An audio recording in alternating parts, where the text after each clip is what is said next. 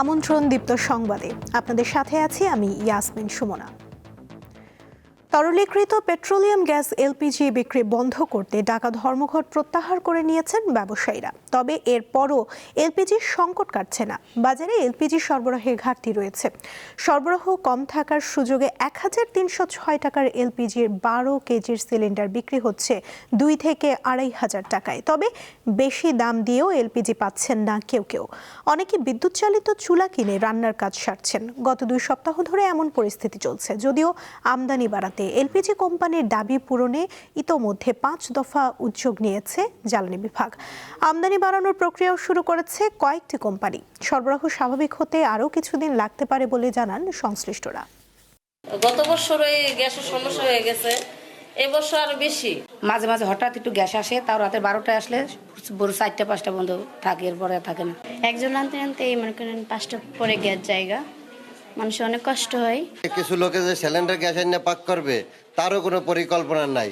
বর্তমানে সিলিন্ডার গ্যাসে সিন্ডিকেট ব্যবসা যেভাবে হইতেছে, দোকানপাট বন্ধ করিয়া তারা মনে করেন আপনার পলাই রয়েছে যে বাড়তি গ্যাসের দাম নেয় বিদায়।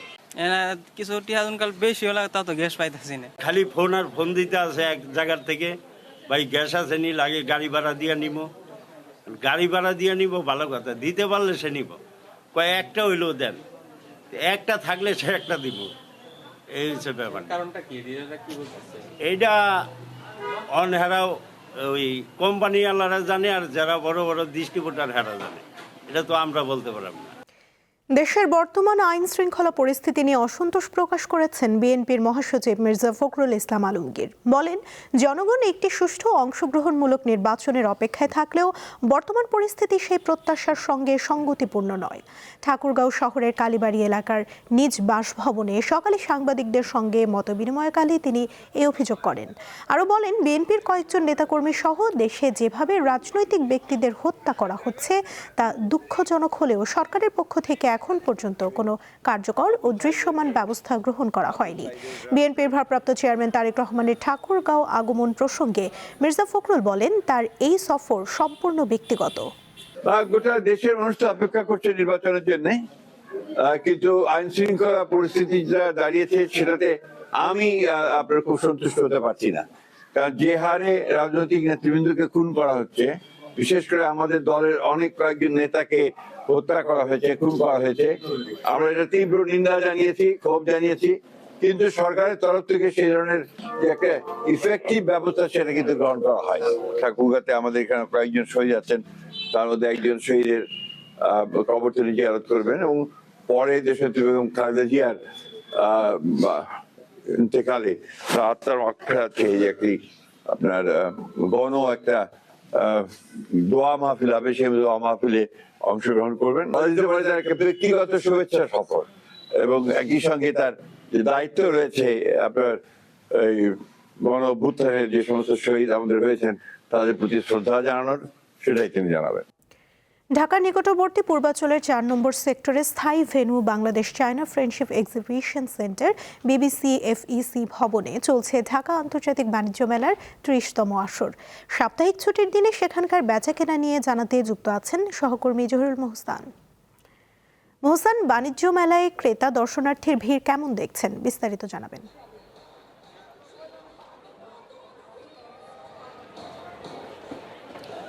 সুমনা, ৩০তম আন্তর্জাতিক বাণিজ্য মেলার আজ ৭ম দিন। আজ শুক্রবার। স্বাভাবিকভাবেই ব্যবসায়ীরা প্রত্যাশা করছেন আজ বেশ ভিড় হবে এবং দর্শনার্থীদের কাছে তারা ভালো বেচা বিক্রি করতে পারবে। তবে আমরা সকাল থেকে এখানে রয়েছি, সকাল থেকে কিন্তু এখনও দর্শনার্থীর উপচে পড়া ভিড় যেটাকে বলে সেটা কিন্তু আমরা এখনও লক্ষ্য করতে পারিনি। তবে সকাল থেকেই দর্শনার্থীরা আসছেন তাদের পছন্দের পণ্য কেনার জন্য। আমরা দেখেছি যে বাণিজ্য মেলার যে মূল কেন্দ্র, সেই কেন্দ্রের বাইরেও বেশ কিছু স্টলে দর্শনার্থীদের ভিড় রয়েছে।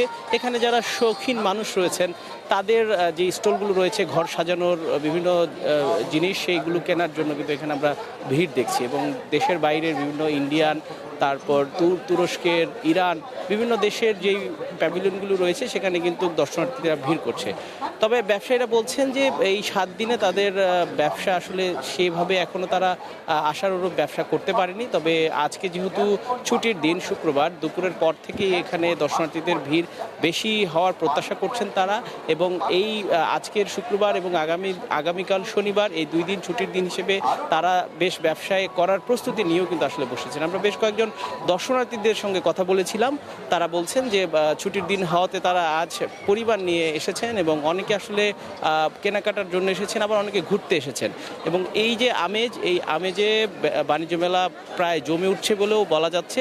এবং এই জমে ওঠার মাধ্যমে কিন্তু সামনের যে ছুটির দিনগুলো আসবে সেটা নিয়েও কিন্তু ব্যবসায়ীদের বেশ প্রত্যাশা রয়েছে।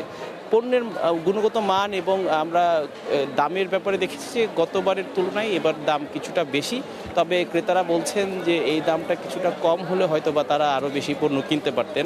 এবং মেলার শেষ দিকে পণ্যের কিছু ছাড় থাকে, সেই ছাড়ের অপেক্ষা এখনও আসলে অনেকে রয়েছেন। সুমনা। মোহসান, ধন্যবাদ আপনাকে। চট্টগ্রামের মিরসরাইয়ে সড়ক দুর্ঘটনায় এক শিক্ষার্থী সহ 3 জন প্রাণ হারিয়েছেন। নিহত নাফিস আহমেদ অয়ন ন্যাশনাল মেরিটাইম ইনস্টিটিউটের প্রথম বর্ষের শিক্ষার্থী ছিলেন। দুর্ঘটনায় আহত হন 5 জন।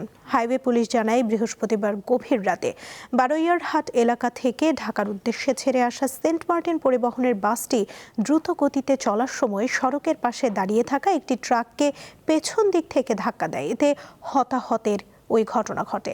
এদিকে ঘন কুয়াশার কারণে ঢাকা মাওয়া এক্সপ্রেসওয়ের মুন্সিগঞ্জ অংশে বাস ট্রাকের সংঘর্ষে 1 জন নিহত হয়েছেন।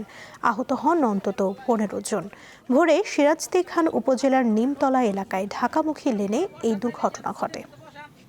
দেশের সর্ব উত্তরের জেলা পঞ্চগড়ের উপর দিয়ে বইছে মাঝারি শৈত্যপ্রবাহ। স্বল্প সময়ের জন্য সূর্যের দেখা মিললেও উত্তাপ নেই বললেই চলে। সন্ধ্যা থেকে সকাল পর্যন্ত ঘন কুয়াশায় ঢাকা থাকছে বিস্তীর্ণ এলাকা। সকাল 9টায় জেলার সর্বনিম্ন তাপমাত্রা 6.8 ডিগ্রি সেলসিয়াস রেকর্ড করেছে তেঁতুলিয়া আবহাওয়া অফিস, যা এই মৌসুমের সবচেয়ে কম। প্রায় একই চিত্র কুড়িগ্রামের। তীব্র শীতে সবচেয়ে বেশি কষ্টে রয়েছে জেলার নদী তীরবর্তী অতি দরিদ্র ও নিম্ন আয়ের মানুষ। কুড়িগ্রাম সকাল 6টায় সর্বনিম্ন তাপমাত্রা পরিমাপ করা হয় 9 ডিগ্রি সেলসিয়াস। এছাড়া নওগাঁয় 9.3 ডিগ্রি এবং গাইবান্ধায় সর্বনিম্ন 10.3 ডিগ্রি সেলসিয়াস তাপমাত্রা রেকর্ড করা হয়েছে। দক্ষিণের জেলা পটুয়াখালীতে সকাল 9টায় সর্বনিম্ন তাপমাত্রা ছিল 11.8 ডিগ্রি সেলসিয়াস। আন্তর্জাতিক প্রসঙ্গ। ইরানে সরকার বিরোধী বিক্ষোভ আরও তীব্র হয়েছে। পরিস্থিতির দ্রুত অবনতি হওয়ায় দেশ জুড়ে ইন্টারনেট সংযোগ বন্ধ করে দেওয়া হয়েছে।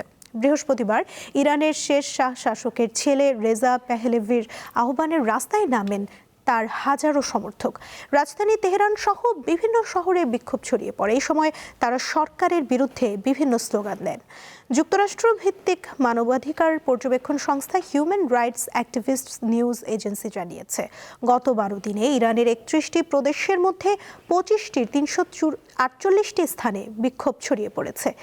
বিক্ষোভ শুরুর পর থেকে ইরানে এখন পর্যন্ত অন্তত 21 জন নিহত হয়েছেন, যার মধ্যে নিরাপত্তা বাহিনীর সদস্য রয়েছেন। সহিংসতার জেরে পুলিশের মোটরসাইকেল, রাষ্ট্রীয় টিভি সংশ্লিষ্ট ভবন, গভর্নর অফিস ও সর্বোচ্চ নেতা আয়াতুল্লাহ আলী খামেনির ছবিতে আগুন ধরিয়ে দেন বিক্ষোভকারীরা। এই ছিল এখনকার মতো। পরবর্তী সংবাদ বিকেল 5টায় দেখার আমন্ত্রণ রইল। এছাড়া আরও তথ্য পেতে যুক্ত থাকুন দীপ্ত ডিজিটাল প্ল্যাটফর্মের সাথে। ধন্যবাদ সবাইকে।